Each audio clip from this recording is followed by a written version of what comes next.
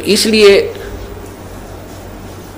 हमें दिशा ठीक ना मिलने से हम भ्रमित हो गए और परमात्मा से दूर होते चले गए, और परमात्मा से दूर होकर के हम विकारी बन गए। तो हमने क्या त्यागना है? बीड़ी, शराब, मांस, तम्बाकू को परित्याग करना है। चोरी, ठगी, जारी, लूट, खसोट, डाके, इनको त्यागना है। ये हमने त्यागने पड़ेंगे। उसके बाद जो हमारे ऊपर 4-5 और विकार लगा रखे हैं काल भगवान ने, काम यानी विषय वासनाएं, क्रोध, मोह, लोभ, अहंकार, ये जीव के बस का नहीं कि इनको त्याग सके। बीड़ी, शराब, मांस, तम्बाकू, चोरी, ठगी हम त्याग सकते हैं। इनको नॉर्मलाइज करने के लिए काम, क्रोध, मोह, लोभ, अहंकार, इसके लिए परमात्मा ने तरीके बताए हैं, विधि बताई है, इसका ट्रीटमेंट बताया है कि सत्संग विचार सुने, उनके ऊपर पूरा विचार करे, अर्थात ज्ञान। दूसरा भक्ति भगवान की, तीसरा दान। तो इससे क्या होता है? हमारे अंदर जो विकार हैं वो नॉर्मल होते चले जाते हैं। क्रोध भी कम हो जाता है, थोड़ा बहुत होता है तो वो सीमित सा रह जाता है, और पहले ज्यादा हो जाता था। भक्ति करने से इसमें इतना अंतर आता चला जाता है, और धीरे धीरे ये बिल्कुल जरा सा रह जाएगा, थोड़ी सी फूफा रह जाएगी। अब मन को ज्ञान रूपी रस्से से बांध दिया जाता है। ज्ञान रूपी तत्व, ज्ञान रूपी रस्से से मन को बांध दिया जाता है। जैसे कोई शरारती पशु है, बैल है, भैंस है, गाय है, उसको टाइट बांध दिया जाता रस्से से, तो वो उससे आगे हानि नहीं पहुंचा सकती। उस रस्से की रेंज में ही वह ऐसे सर सुर मार कर अपनी फूफा कर लेगी, लेकिन हानि नहीं पहुंचा सकता वो पशु। ठीक इसी प्रकार इस मन पशु को इस तत्व ज्ञान रूपी रस्से से परमात्मा बांध देता है। इसकी आदत तो है ऐसी फूफा बकवाद करने की, ओछी मंदी सोचने की, लेकिन ये ज्ञान रूपी रस्सा इसको सीमा पार नहीं करने देता, इसलिए हानि नहीं कर सकता आपकी।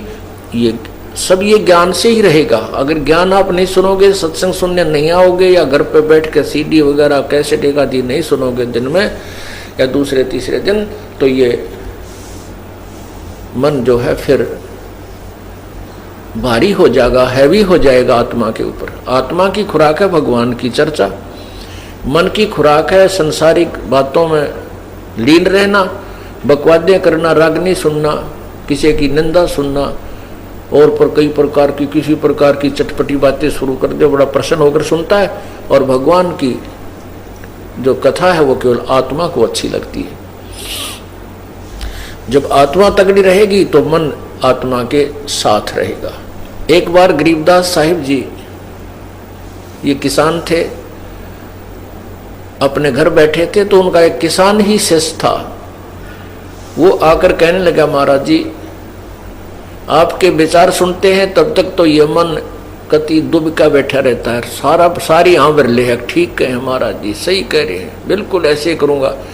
और यहाँ से बाहर जाते इसकी वही वाईफाई हो जाए तो जाते ही वही विचार इसके नो के नो कर्म उसी तरह खेचा तानी रखे, इसका के समाधान हो प्रभु। तब उन्होंने बताया कि आपके पास 2 बैल हैं। हाँ जी। एक बैल दूसरे को मारता है, चारा भी नहीं चरने देता है। तो वो कहता है, किसान बिल्कुल सही कह रहे हो जी, तो आप क्या करते हो दूसरे बैल को चारा चराने के लिए?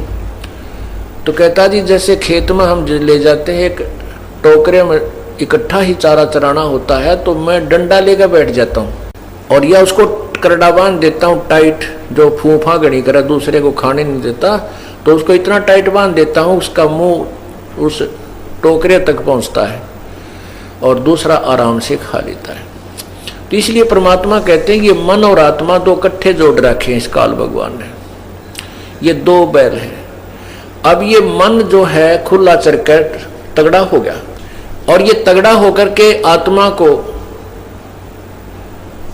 डराता रहता है, और आत्मा इससे दुबकी बैठी है। अब तो आत्मा की खुराक बढ़ा दे। जैसे समझदार हाली क्या करता है कि जो दूसरे पशु को एक बैल तंग करता है तो उसकी खुराक कम कर देता है, उसकी बढ़ा देता है, तो वो तगड़ा हो जाता है। उस शरीफ ने तो मारना ही नहीं उसको, शरीफ बैल है वो नहीं मारता कभी दूसरे को। वो तगड़ा जब हो जाता है तो वो दूसरा कमजोर हो जाता है, तो उसकी आप ही मतना पड़ती उस तगड़े की तरफ, सींग सांग पिनान की। तो इसी प्रकार परमात्मा कहते हैं कि जब तुम आत्मा की खुराक बढ़ा दोगे या मजबूत हो जाएगी, तगड़ी हो जाएगी, फिर ये मन इसके अनुकूल होने लग जाएगा। मन इसको आत्मा इसको घसीट लेगी, अपने साथ घसीटती रहेगी और अन्य मार्ग पर नहीं जाने देगी। अभी ये आत्मा को घसीट ले जाता है, अपनी मर्जी चलाता है। इसलिए पुण्यात्माओं, सत्संग में आने से ज्ञान होता अपने को कि हमने क्या करना चाहिए।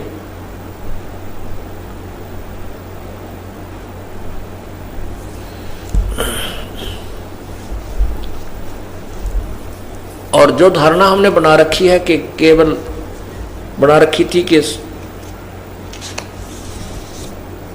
मोक्ष तो वही प्राप्त करते हैं जो घर त्याग जाते हैं, ऐसा कुछ नहीं है।